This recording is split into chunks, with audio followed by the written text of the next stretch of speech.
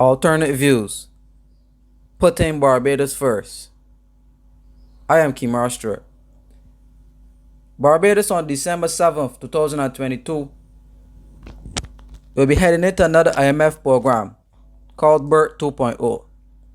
The Prime Minister of Barbados said in a recent press conference that next year, 2023, will be hard for all of us.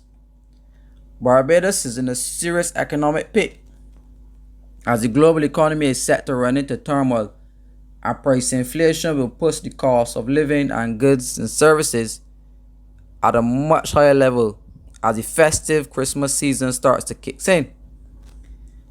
Minister of Industry Davidson Ishmael recently recommended Bajan consumers to buy local, and as far back as October 2018, the government did place a VAT on online transactions to encourage local shopping.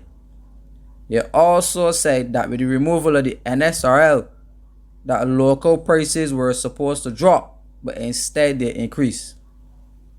Well, that was very patriotic by Minister Ishmael. The high cost of living in Barbados has been eroding paychecks and savings, as persons are shopping according to what's affordable to their pocket and not what's local and international. In July of this year, the Prime Minister of Barbados announced a social partners food prices compact that will result in a reduction of prices of 47 items on a 6-month period. In September 2022, Government Minister Kurt Humphrey admitted that the Prime Minister's compact has failed. That is to provide an ease to consumers from the price increases, because businesses did not stick to the prices protocols that was agreed to with the private sector and government. The continued onslaught of prices in Barbados was further highlighted by the Barbados Consumers Empowerment Network in December 2022. And with the Christmas period heading on to us, price gouging will become worse in this country. The Motley government has collected the highest levels of tax revenue ever in the history of Barbados as a result of high prices. Since the pandemic, the governor of the central bank has said in his publications that the government has reaped significant revenues from what he termed an inflation dividend. Therefore, taxpayers should not expect any type of tax relief under the new IMF BERT program. Before the 2018 debt restructuring, government had the ability to raise money by attracting investment locally, but the absence of this traditional money led government to using taxation to raise these funds instead. Hence why we now pay a garbage and sewage tax that was intended to only be temporary, a gas tax, land taxes, levies and fees, etc.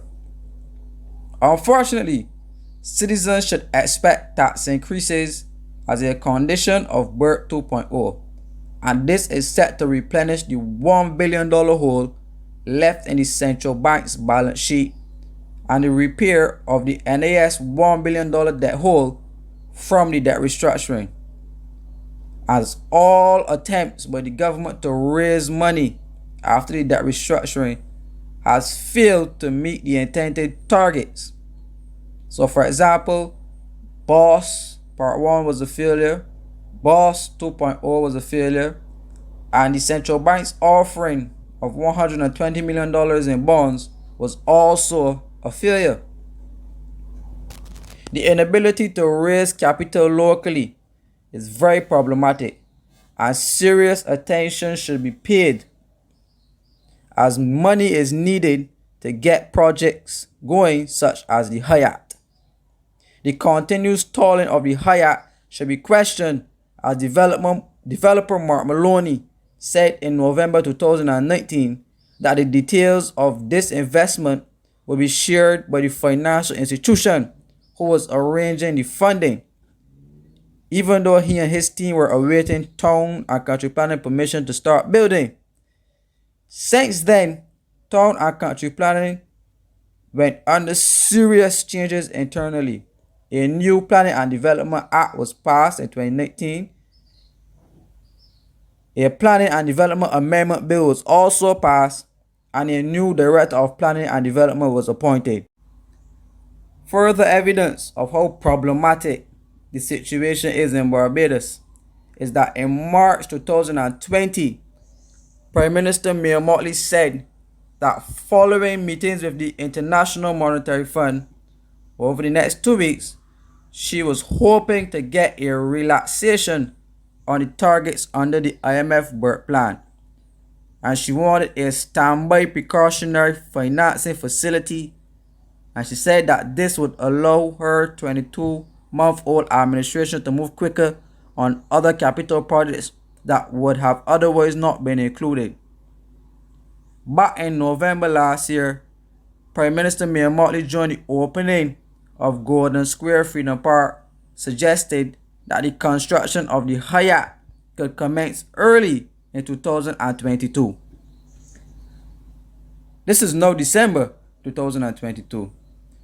To solidify my point of the seriousness of the situation, in September 2022, Senior Minister in the Prime Minister's Office William Dugan announced that work will start on the Hyatt.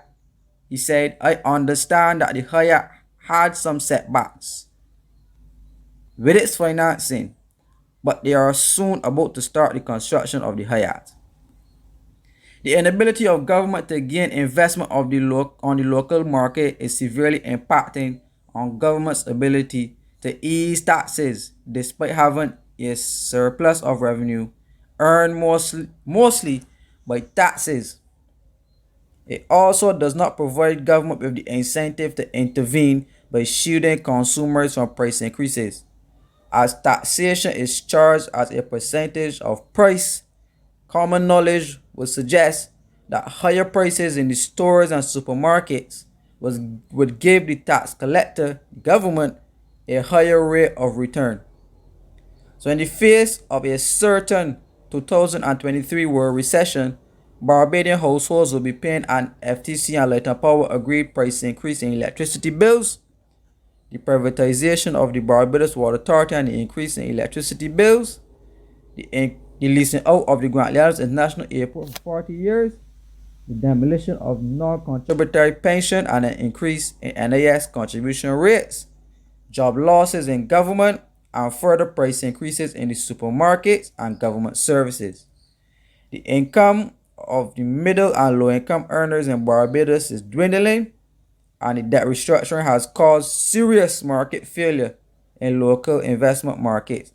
And repair of that with local investment is essential to providing an ease to the cost of living for Barbadians. The king of all monsters is the continuation of the expenditure cuts in the IMF program, and by extension cuts in all government ministries. The pension reform, as currently happening in Uruguay, workers are protesting against the government for increasing the pension age from 60 to 65. However, Barbados wants to increase its age to 72. The downsizing and the privatization of many government operations, such as urban and rural, CBC, and Transport Board, and an end to all COVID expenses, the cutting of the $600 program, and all ASH expenses will see Barbados enter into a very difficult period. Thank you very much. My name is Kemar Stuartv.